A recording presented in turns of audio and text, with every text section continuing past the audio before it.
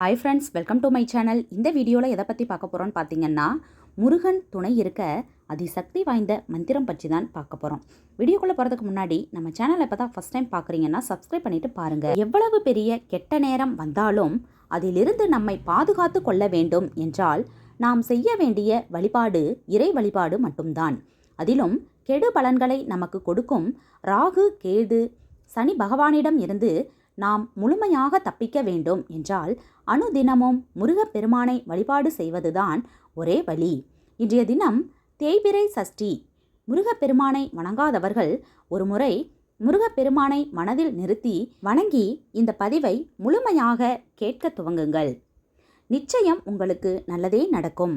உங்கள் வாழ்க்கையில் நல்லது நடத்தி காட்ட இதை முருகனே வந்து சொன்னதாக நினைத்து கொள்ளுங்கள்.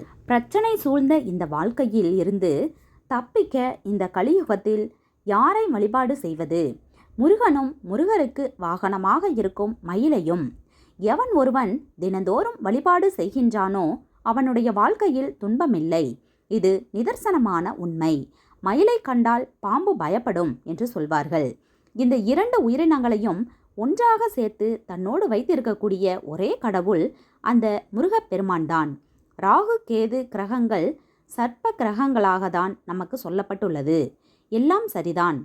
போராட்டமான இந்த வாழ்க்கையிலிருந்து தப்பிக்க முருகனை எப்படிதான் கும்பிடுவது, எந்த மந்திரத்தை சொல்வது, அதைதான் இப்போது பார்க்க போகின்றோம்.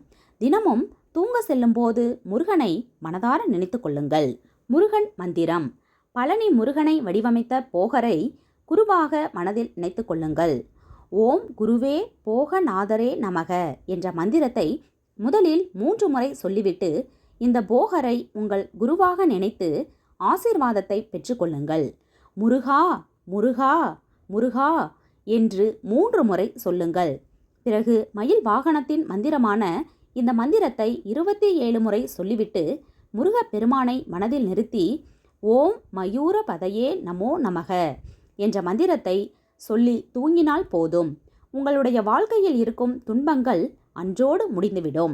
விடியக்கூடிய அடுத்த நாள் காலை உங்களுக்கு புத்துணர்ச்சியை கொடுக்க வேண்டிய வேலையை அந்த முருகப்பெருமான் பார்த்து கொள்வான். இரவு நேரத்தில்தான் இந்த ராகு பகவான், கேது பகவான், சனி பகவானின் ஆதிக்கம் எல்லாம் அதிகமாக இருக்கும். அந்த நேரத்தில் முருகனை கும்பிட்டுவிட்டு தூங்கினால் உங்கள் வாழ்வில் துன்பமில்லை என்ற இந்த ஆன்மீகம் சார்ந்த புதிய தகவல் உங்களுக்கு பயனுள்ளபடி அமையும் என்ற நம்பிக்கையில் இந்த பதிவினை நிறைவு செய்து கொள்வோம். இந்த வீடியோ உங்களுக்கு பிடிச்சிருந்தா ஒரு லைக் கொடுத்துருங்க. பயனுள்ளதாக இருந்தால் உங்கள் ஃப்ரெண்ட்ஸ் அண்ட் ஃபேமிலிக்கும் ஷேர் பண்ணுங்கள். மாதிரியான பல பயனுள்ள ஆன்மீக தகவல்கள் தெரிஞ்சுக்கணும்னா நம்ம சேனலை மறக்காமல் சப்ஸ்கிரைப் பண்ணி வச்சுக்கோங்க. தேங்க்யூ.